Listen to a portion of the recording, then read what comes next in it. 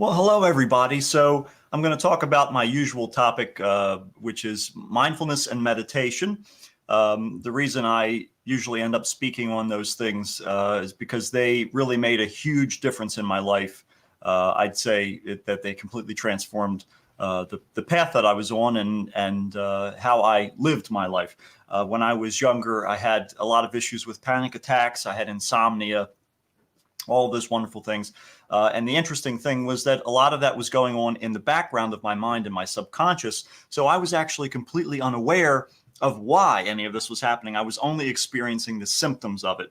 So that can be really, really a challenging thing for anybody who has experienced that, and perhaps people who are experiencing it presently.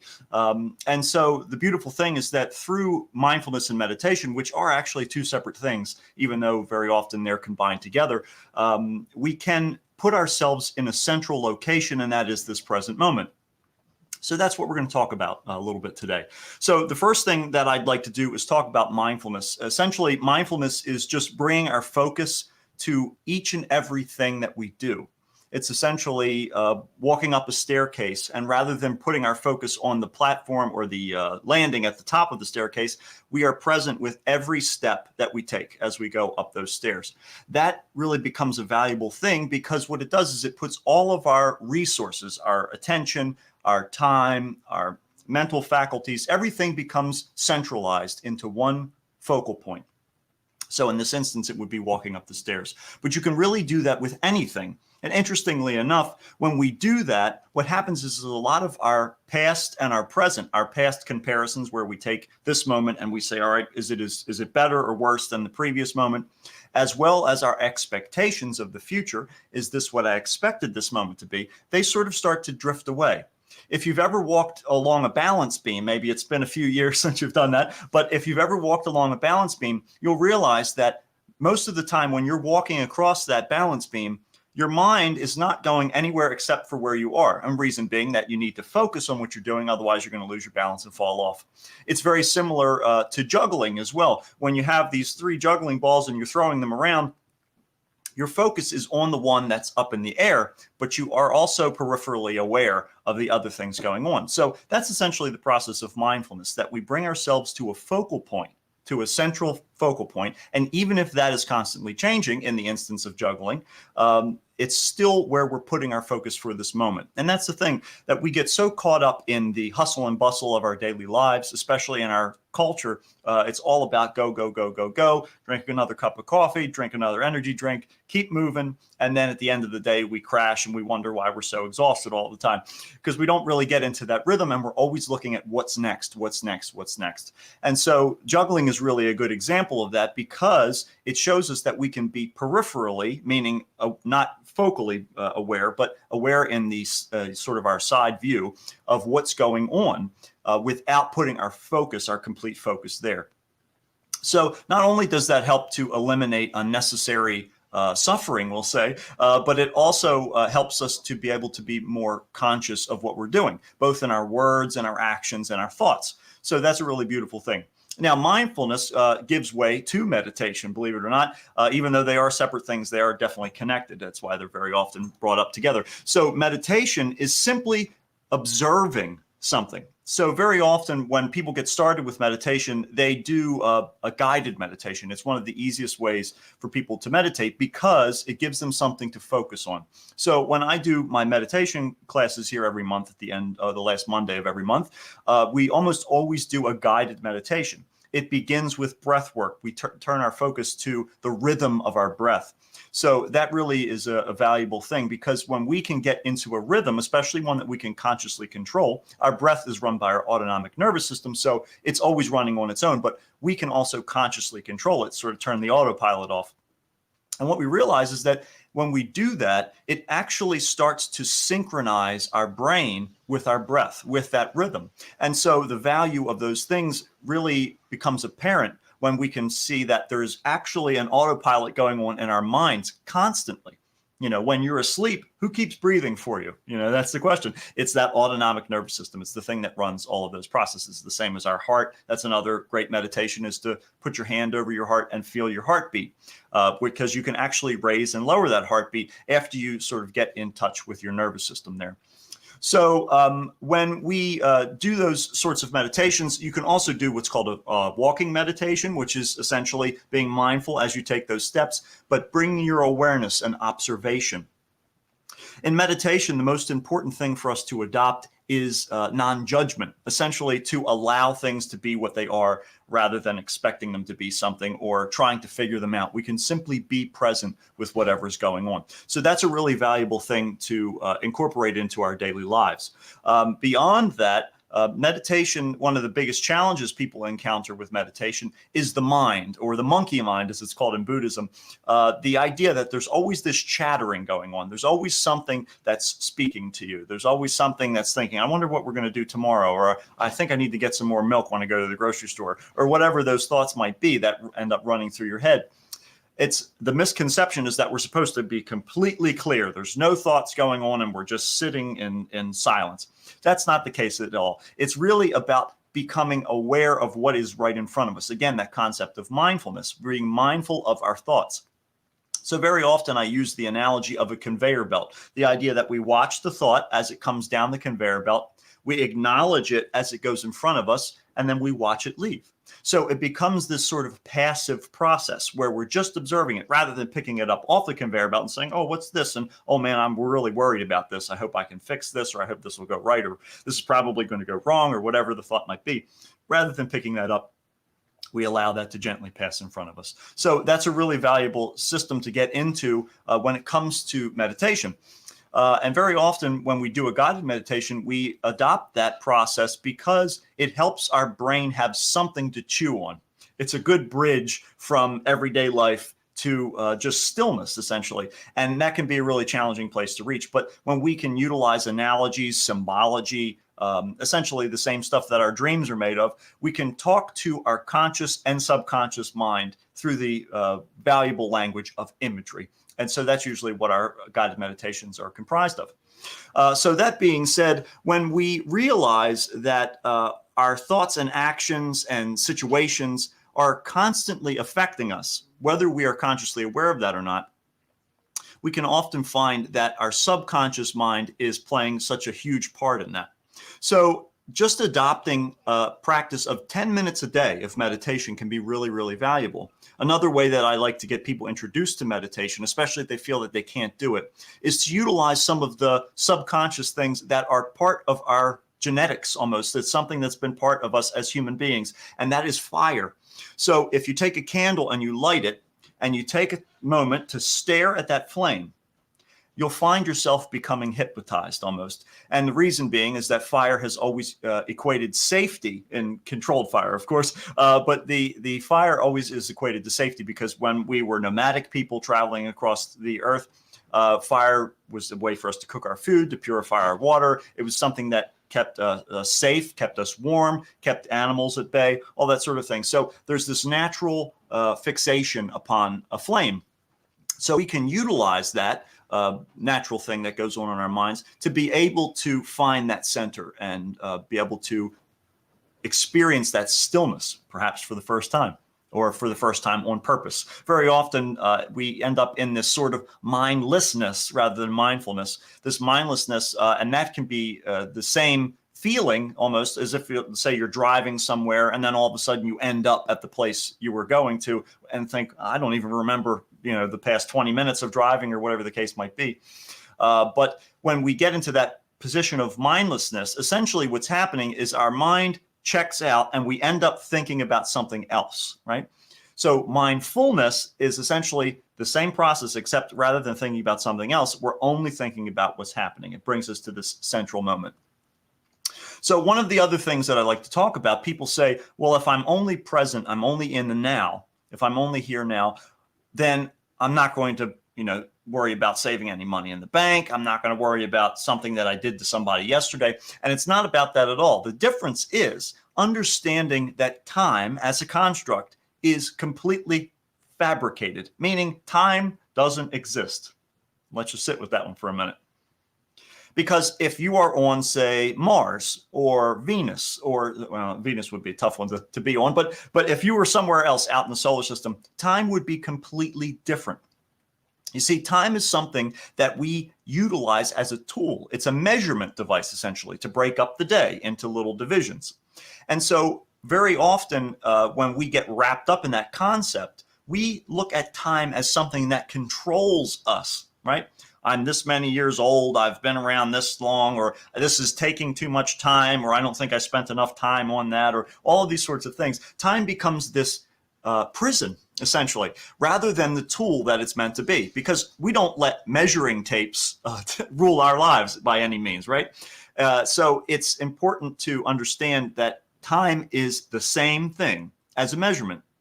It takes our day and splits it up.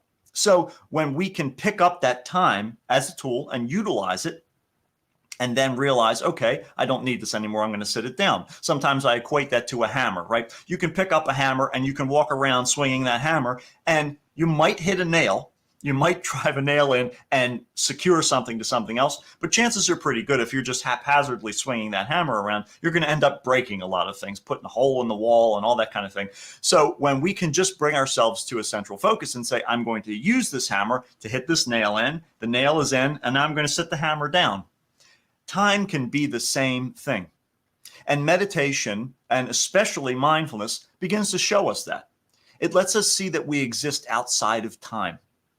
Now, another deeper layer of that is the concept of self. Who are you? Is one of the most difficult questions to ask, because very often when you do that, people will say, well, I'm a mother, I'm a father, I do this for work, I do this for fun, I'm this, I have this background and this or that. So all of these identifiers are components, but that's not the totality of who you are. Who you are is constantly changing. So when we have some projection of the future, right, it's something that we've created. We've written ourselves a fiction novel, essentially, in our minds, and we are waiting for that story to play itself out. When we do that, we have the expectation of being able to figure out who we are going to be in the future, when in reality, who we're going to be completely depends upon nothing else but now. So when we put all of that energy that we might spend writing these novels, maybe even a whole series of novels of what the future is going to hold, instead of doing that, we bring all of that energy and focus into this moment.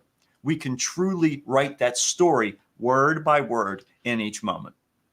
So when it comes to our motivators in life, very often, whether it is an internal process dealing with ourselves or an external process dealing with someone else, we end up with one of two options.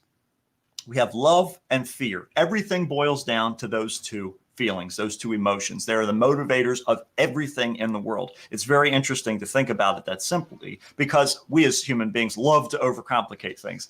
In fact, if things are too simple, sometimes we think we're missing something, right? But if we can just be here now, forgetting about yesterday, forgetting about tomorrow, because again, they're only constructs of our mind. We can only exist now. Right? We can only be in the present, even if we're watching a movie, right? It's the idea that we continue to play this home video, so to speak, over and over and over again of the past, expecting it to be different, expecting to see something that we missed, all of those sorts of things, when in reality, no matter how observant we are of that home movie, we're never going to be able to change it. It's always going to end the same way, right? It's always going to end with the Grinch realizing that his heart was much too small at the time, and it grew much larger, and he realized the true meaning of Christmas, right? It's always going to end the same. It doesn't matter how many times you rewatch the film. It's always going to be the same.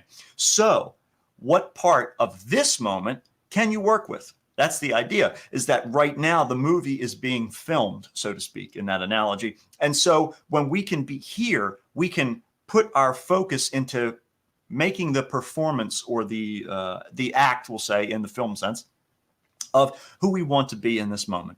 If we feel ourselves questioning who we are, what we're doing, then very often what we'll do is we'll slip into the past and we'll say, oh, this is just like last time, or I bet you this situation is going to be exactly the same as when I experienced it here or over there. It's always constantly changing. And if you need an example of that, think about your life. Most of the time, at least for a period of time, we wake up in the same building. Whether that's a bedroom, an apartment, a home, a condo, whatever. When we wake up, we're in the same space. But yet the same thing doesn't happen every day. And the reason being, there's always variables in our lives. There's things going on around us. So when we can understand that those things going on around us are the other 50% of our lives, we can decide, what do I want to do with my 50%? Love or fear? The beautiful thing is that if we are present, we will always act out of love. That anytime we feel any uncomfortability, whether that's sadness or anger or frustration or depression or any of those sorts of things, it's because we've stepped out of this moment. And therefore, we have crossed a boundary. The fun thing is that those boundaries do affect us, whether we're aware of where they are or not. So even if there's a lion running towards us, right, this terrifying event of this massive muscular predator with these giant teeth and this powerful jaw is running towards us, in that moment, you're perfectly fine. You're perfectly safe. There's nothing to be afraid of. The fear exists in the future when the lion gets to you, right?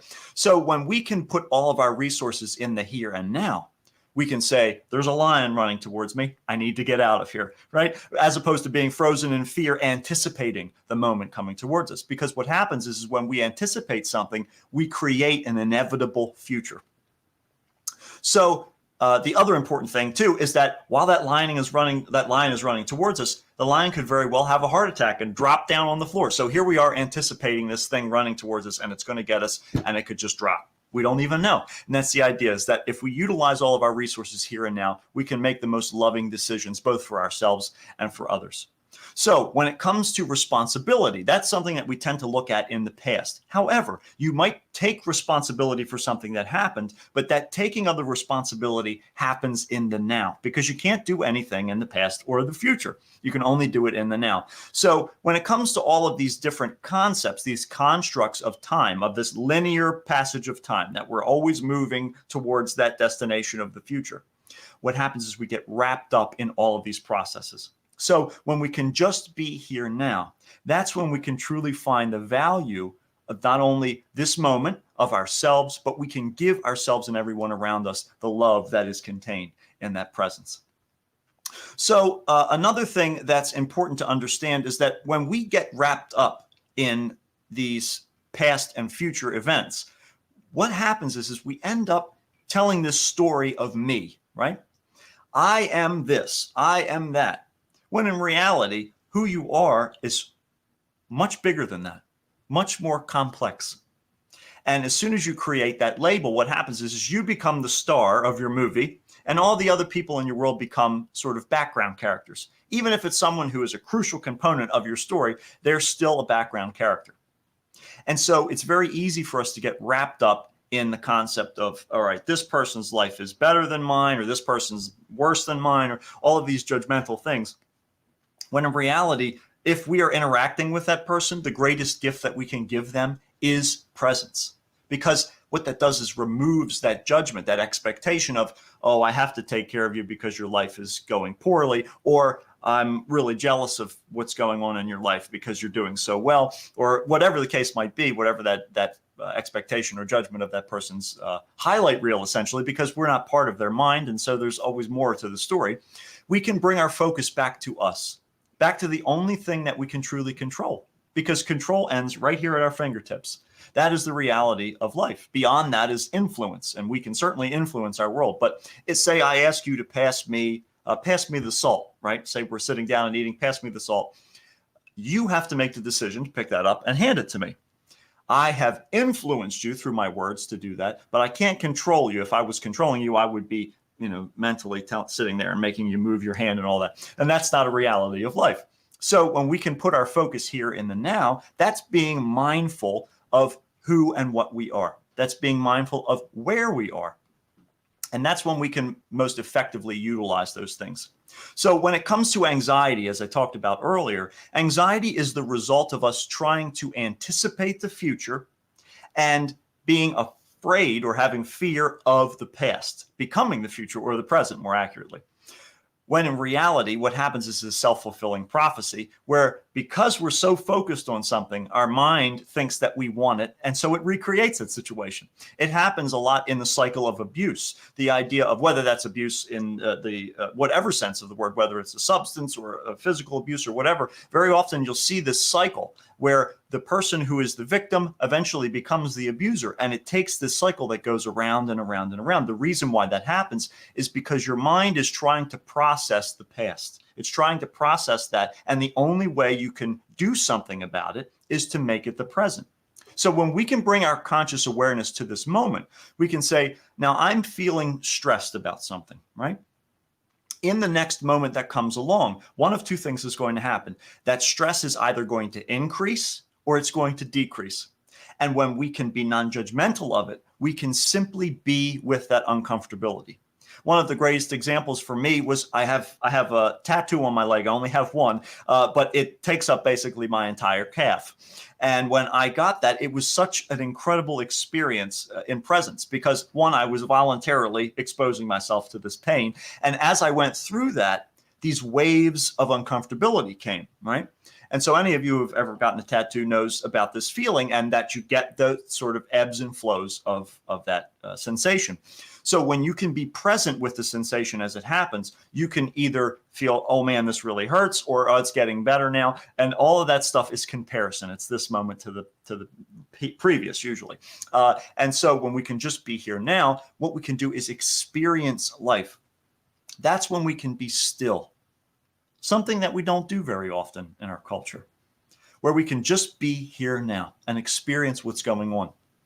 When we go out into nature, for instance, a tree doesn't worry about the sun. A tree doesn't worry about the rain. It simply exists. It's there. It reaches towards the sun, and the roots reach out towards the water in the ground from the rain. We are always seeking these nutrients. So when we allow our conscious mind to step into the driver's seat and go onto autopilot, all we'll do is worry about the sun and the rain. But when we can be still, when we can be here now, that's when we can really find the value of this moment. That's when we can realize that everything we need is here right now. Nothing beyond that is necessary, because if it was, you'd have it. That's the idea. It's the difference between needs and wants. And so when we can bring our mindfulness into our daily life, when we can try to be mindful whenever possible, that we can be present with this person who's talking to us. We can be present as we walk from one room to the next. We can be present as we sit in a chair. How often do we find ourselves sitting, especially in our modern world, where we pick up our phone and we start scrolling through Instagram or reading the news or saying, oh man, do you believe what's going on right now in the world? Instead, what if we use that moment to be still? And by being still, we're sending that love of that stillness rippling out into the world. That when we can be still, we can look around us and see if someone is nearby, maybe we'll give them a smile. Someone we don't know, someone we've never met before, maybe we'll never meet again. But that gift of love in that moment can ripple out and change the world. It's the reality of the situation, because in this moment, I can choose. Do I want to pass my fear of that person looks a little scary, or that person looks like they might be dangerous, right? By smiling, by saying hello, or how you doing, or whatever the case might be, sharing that love in whatever way we can. Not only does it feel good for us to know that we have contributed something beautiful to the world, but it also helps to perpetuate, to pay it forward, to help to continue that process in the world around us. And love is what life is all about. So when it comes to these things in life, it's easy for us to talk about them, but doing it, being still, can be an incredibly challenging thing. Once again, because we love to overcomplicate our lives. Mindfulness and meditation fit together hand in hand, because that meditation allows us to consciously both be still and observe in totality the whole of what's happening in our lives. And so when we can be present, whether through meditation or mindfulness in our daily practice, just for 10 minutes a day, it starts to inject consciousness into our waking life. And that's really the first step to spreading love in the world around us. So thank you very much for coming and listening to my talk. Hopefully it's something, giving you a little something to think about, to chew on in the moment, of course. And hopefully we'll see you at some point in the future. So thank you very much. Kara, back to you.